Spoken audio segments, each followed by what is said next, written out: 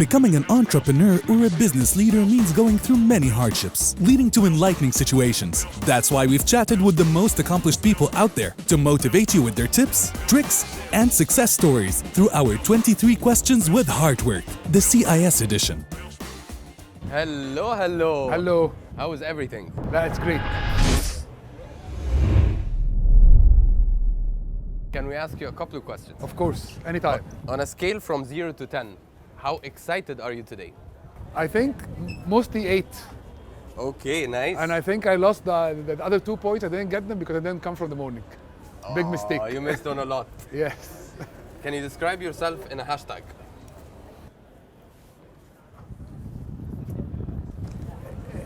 In a hashtag, disruptive. Nice. What do you like the best about your work or your business? And I've always worked jobs that I really love to do.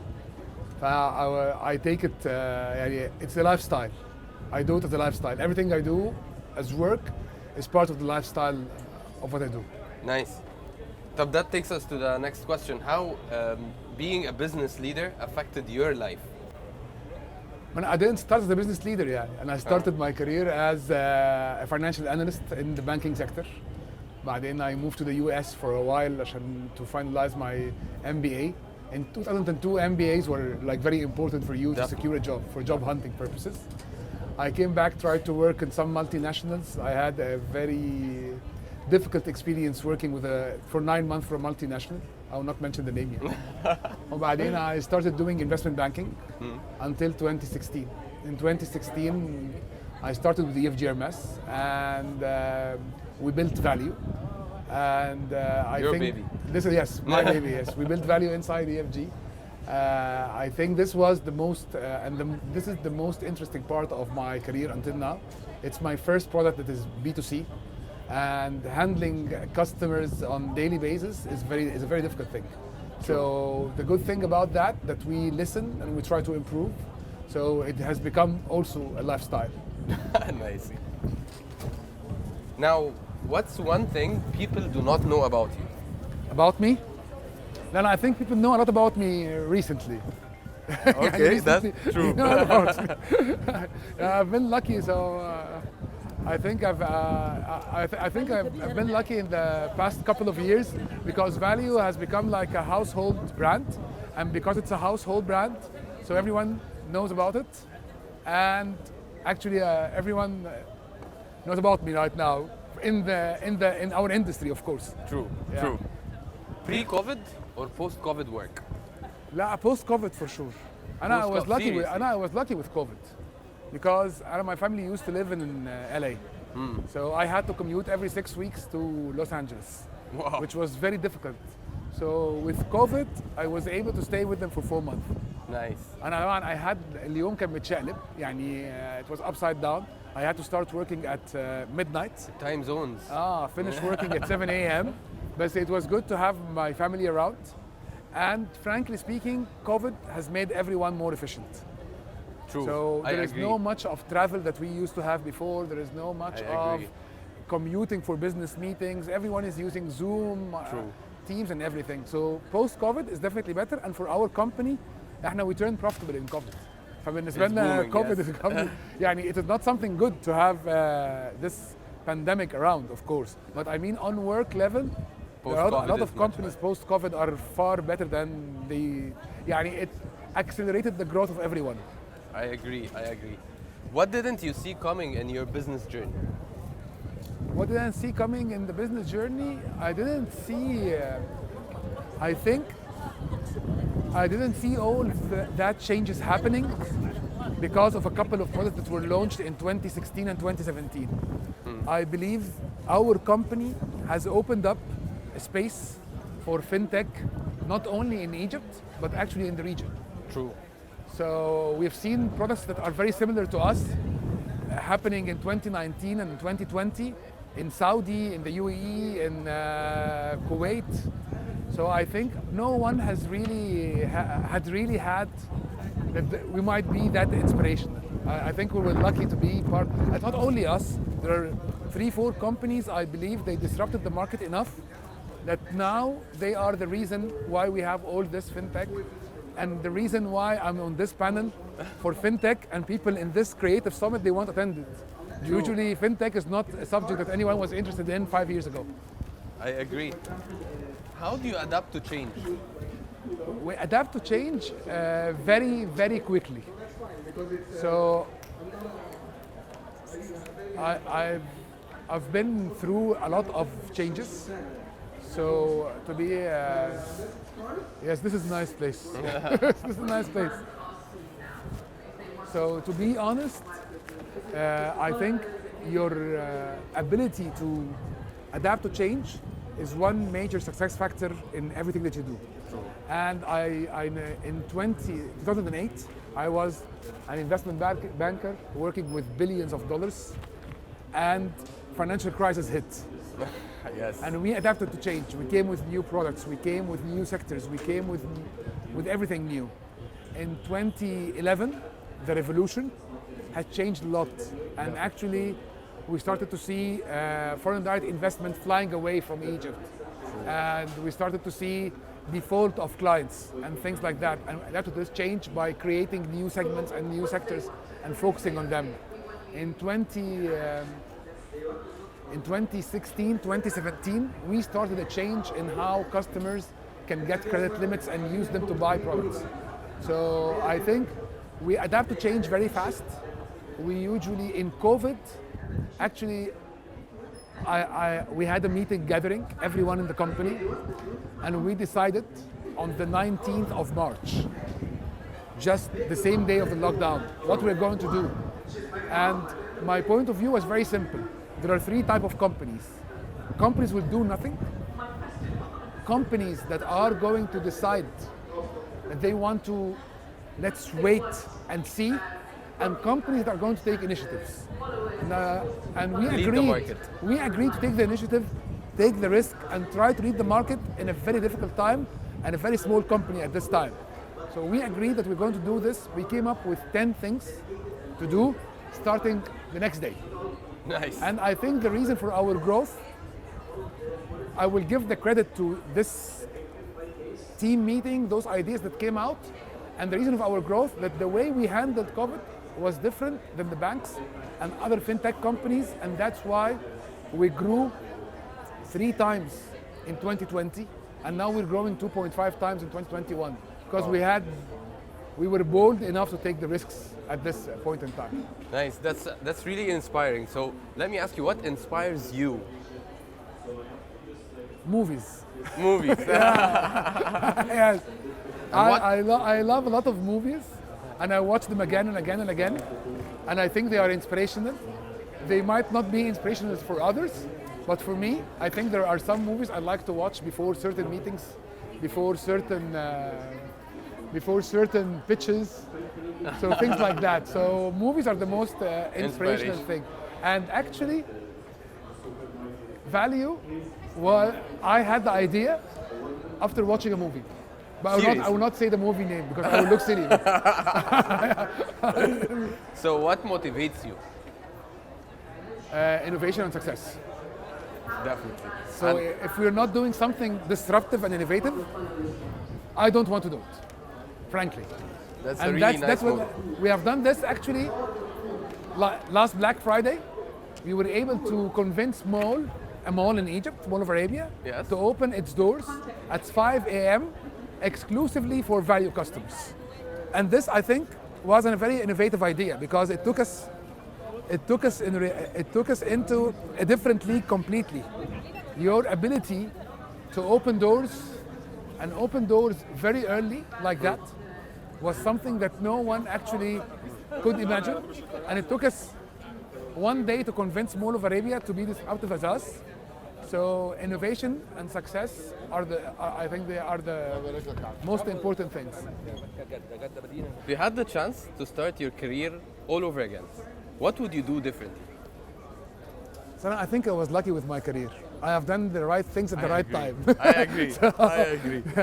But if I had the chance to change my career completely and not be in the financial sector, Okay. I would like to be in media, and I would love to be a journalist.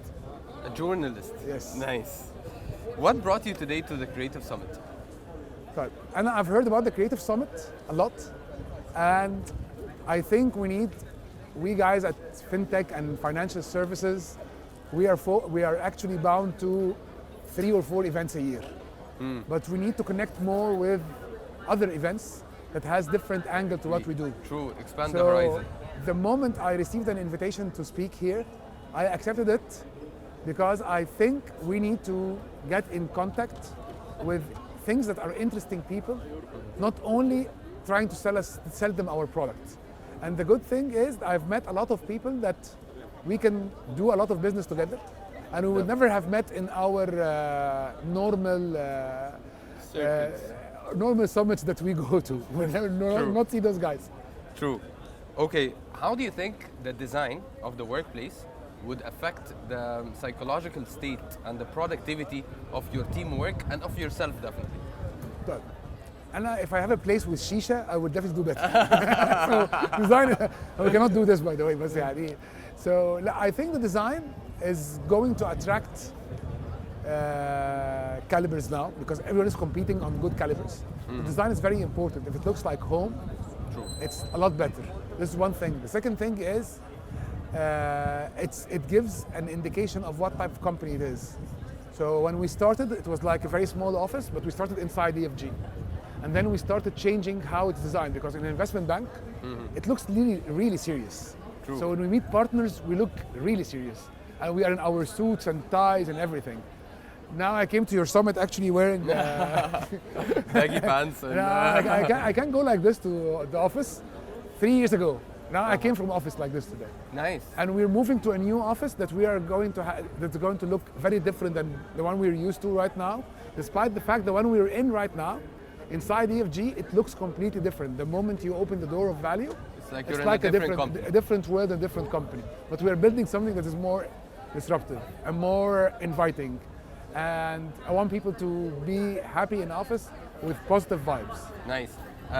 How many employees are you managing now, and what kind of culture do you have inside your I'm office? not managing any employee in reality, because everyone has the same, everyone has almost the same authority, but I have more responsibilities. So, and this is how we run the business. So we have we have empowered the team enough that they make the financial decisions without the need of getting approval on them. And this has made us very fast in our partnerships. Definitely. Our meetings will end very fast because there is no much negotiation happening. We're doing what we think it's right. Our head of segments and growth is 24 years old. Our chief commercial officer is in early 30s. Wow. Our team is 50% female. Our average age is 25. So this is the culture inside ValU as an organization. Nice, nice. Do you think there are some certain characteristics or some sort of a formula for being a successful entrepreneur? So yes, I think there is a formula. I don't know what the formula is, because I don't know when do you judge someone that he was successful. So I don't know what the formula is, but I think what entrepreneurs do, or what I try to do, the most important thing is to read, and especially read bios of entrepreneurs. I think this is one thing that I've been doing in the past 6-7 years. I read bios of entrepreneurs, whether successful or not, but things that have made differences. There is always something to learn. There is always something to learn. This is one thing. Second thing is innovation. Again, this is the most important thing, because I see a lot of people copying products. And for me, one of the books that inspired me the most was Peter Thiel's book on 0 to 1. Said, don't build another Facebook. It doesn't make any sense. So innovation is very important. Reading the bios of entrepreneurs is very important. The third thing, you have to be connected to the market. So until this moment, and I think until I retire from ValU, I will be moderating our Facebook page, or helping in moderating this. I will be moderating our unofficial groups on Facebook. I will be reading the emails coming from Contact Us and the complaints that we receive directly. I will review the sales report, and I want to meet merchants and partners every day in their offices and in their shops. Get the sense If you of the don't market. get this, if you don't get this, and if you decide that this is going to be done without you being part of it, you will have a lot of disconnect between you and your team. You'll be isolated from the market. Yes. Totally. So the reality is, we meet partners every day. We make very fast decisions, and one thing that I always had as a motto in my life is, if you're gonna do a decision, do it fast, even if it's wrong. Because if it's wrong, you will learn faster, and if it's right, someone else will know this is the right decision and will do it before you. True. So make decisions and implement them, and then decide on what you want to do. But don't take very long time trying to make a decision, because by this time it might be off the market. The opportunity is off the market. True. One last thing, a piece of advice to your younger self. A lot of advices. One very important to someone who sees himself in your younger self. Yeah, I think there are different things that he needs to consider. First thing, I believe in, I want a work-life balance, but I want the work to have more weight, because this will make your life nicer, easier, and more fun. So Serious? if it's not 50-50, I don't think 50-50 will work. It's a very competitive market. But your 80-20 will make your 20 worth more than the 50. So Nice, that's really insightful. This is something that I believe in. Second thing is, if you are in my shoe and starting a company at a point in time, always hire CEO calibers. People would not like to hire CEO calibers because they know they will leave and start their own job. But in reality, I think it's very important to hire CEO calibers. And the reason why I believe it's going to work, that they come full of energy, ideas, they make a lot of things. Now, ValU team turnover is like, everyone who started the company except 3 are not there anymore, and everyone is running his own company or running a company for someone. So everyone who left us has run something. But if we decided early on not to hire the right people, or to hire the not CEO calibers, then we wouldn't have reached where we are right now. So this is the second thing. And when you hire, always hire people who are able to replace you, not that it's easy to replace them. Yes, got your point. So those are the 3 pieces of advice I have for entrepreneurs. And again, I'm not a successful entrepreneur yet, so maybe I'm leading them to the wrong way. No, not really, definitely not. Thank you so much. Thank That you. was amazing. Thank you.